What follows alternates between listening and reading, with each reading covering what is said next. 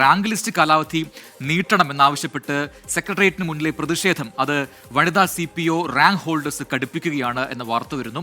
ഉദ്യോഗാർത്ഥികൾ കയ്യിൽ കർപ്പൂരം കത്തിച്ച് പ്രതിഷേധിക്കുന്നുണ്ട്. ഇപ്പോൾ അവിടെ മേഘന മുരളി ആ സംഭവ സ്ഥലത്തു നിന്നും സമരമുഖത്തു നിന്നും നമുക്കൊപ്പം ചേരുന്നുണ്ട് വിവരങ്ങളുമായി. മേഘന, ഓരോ ദിവസവും പല രീതിയിലുള്ള സമരമുറകളാണ് ഈ CPO റാങ്ക് ഹോൾഡേഴ്സ് നടത്തുന്നത്. ഇന്നിപ്പോൾ കർപ്പൂരം കയ്യിൽ വെച്ച് കത്തിച്ച് പ്രതിഷേധിക്കുന്നു അല്ലേ? അപ്പോൾ എന്താണ് ഈ ഉദ്യോഗാർത്ഥികൾ പറയുന്നത്? ഇനിയും ഏത് രീതിയിലുള്ള സമരത്തിലേക്കാണ് ഇവർ കടക്കുന്നത്? പക്ഷേ അപ്പോഴും ഇവരെ ചർച്ചയ്ക്കോ അല്ലെങ്കിൽ ഇവരുടെ പ്രശ്നത്തിൽ ഇടപെടാനോ സർക്കാരിന്റെ ഭാഗത്തുനിന്നോ അല്ലെങ്കിൽ ജനപ്രതിനിധികളുടെ ഭാഗത്തുനിന്നോ ശ്രമം ഉണ്ടാവുന്നില്ല എന്നൊക്കെ മനസ്സിലാവുന്നുണ്ട്. അപ്പോൾ അതിൽ എന്താണ് ഇപ്പോൾ ഉദ്യോഗാർത്ഥികൾക്ക് പറയാനുള്ളത്?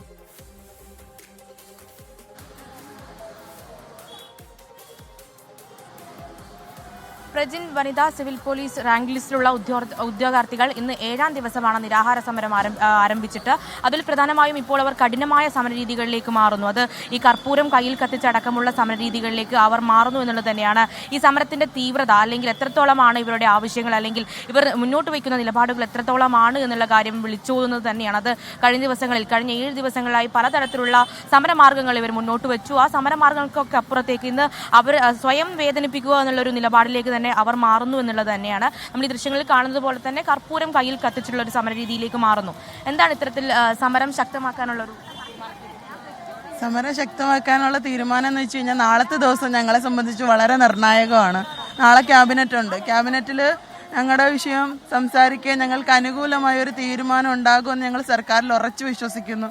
അപ്പോൾ ഞങ്ങളുടെ ഉള്ളിലുള്ള വേദന എത്രത്തോളം ആണെന്ന് സർക്കാരിന് കാണിക്കാൻ വേണ്ടിയിട്ടാണ് നമ്മൾ ഇന്നിവിടെ ഇങ്ങനൊരു സാഹചര്യത്തിന് മുതിർന്നത്. രാവിലെ ഉണ്ടായിരുന്നു, രാവിലത്തെ ക്രോളിങ്ങിലൂടെ എല്ലാവർക്കും പരിക്ക് പറ്റി. ഞാൻ കുറച്ച് മുന്നേ ഹോസ്പിറ്റലിൽ നിന്ന് വന്നതേ ഉള്ളൂ. ഡീഹൈഡ്രേറ്റഡ് ആയിട്ട് പരിക്കൊക്കെ പറ്റിയിട്ട് കുറച്ച് മുന്നേ എത്തിയതേ ഉള്ളൂ. ഒരിക്കലും നമുക്ക് പ്രോത്സാഹിപ്പിക്കാൻ പറ്റാത്ത അല്ലെങ്കിൽ നമുക്കത് കണ്ടു നിൽക്കാൻ പറ്റാത്തൊരു കാഴ്ച തന്നെയാണ്. ഇവർ സ്വയം അത് വേദനിപ്പിച്ചുകൊണ്ടുള്ള ഒരു സമര രീതിയിലേക്ക് മാറുന്നു എന്നുള്ളത്. എങ്ങനെയാണ് ഒരു വളരെ നമ്മൾ സ്വയം വേദനിപ്പിച്ചുകൊണ്ടുള്ളൊരു സമരത്തിലേക്കാണ് പോകുന്നത്?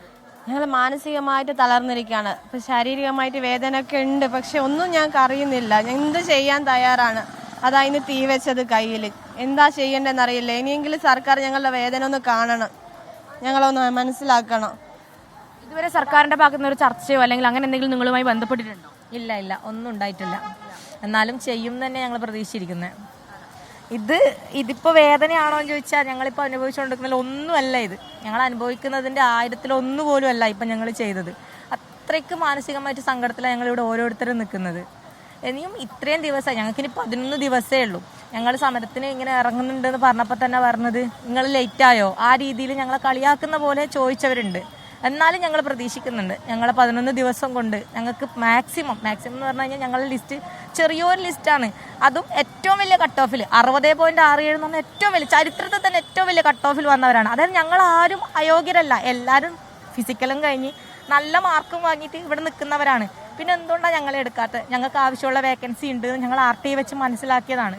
പിന്നെ എന്തുകൊണ്ട് പ്രജിൻ ഇങ്ങനെ തന്നെയാണ്? അതായത് അവരുടെയൊക്കെ കൈയൊക്കെ ഇങ്ങനെ പൊള്ളി, ആ കർപ്പൂരം കത്തിച്ച് പൊള്ളി നിൽക്കുകയാണ്. അവർ വേദന അനുഭവിക്കുന്നുണ്ട്. പക്ഷേ അവർ പറയുന്നത് അവർക്ക് ഈ ശാരീരികമായി ഉണ്ടാകുന്ന വേദനയെക്കാളും അപ്പുറത്തേക്കാണ് അവർ ഇന്ന് അനുഭവിക്കുന്ന ഒരു മാനസിക പ്രയാസം. അത് അവർ പഠിച്ച് ജോലി നേടുമെന്ന് പ്രതീക്ഷിച്ചവരാണ്. അങ്ങനെ അവർക്കത് പറ്റുന്നില്ല. ഇനി ദിവസങ്ങൾ മാത്രമാണ് ഈ റാങ്ക് ലിസ്റ്റിന്റെ കാലാവധി കഴിയാനുള്ളത്. വെറും 30% മാത്രമാണ് ഇപ്പോൾ നിയമനം നൽകിയിട്ടുള്ളത്. അതുകൊണ്ട് തന്നെ ഇവരുടെ ആവശ്യം എന്ന് പറയുന്നത് പരമാവധി നിയമനം നൽകുക, അതുപോലെ തന്നെ ഈ നിയമന കാലാവധി നീട്ടുക എന്നുള്ളത് തന്നെയാണ് ഇവരുടെ ആവശ്യം. അത് നിറവേറിയില്ലെങ്കിൽ അല്ലെങ്കിൽ അത് സർക്കാർ സ്ഥാപിച്ചു കൊടുക്കാൻ തയ്യാറായില്ലെങ്കിൽ വരും ദിവസങ്ങളിലും കഠിനമായ സമരമാർഗ്ഗങ്ങളിലൂടെ പോകുമെന്നുള്ളതാണ് ഇവർ വ്യക്തമാക്കുന്നത്.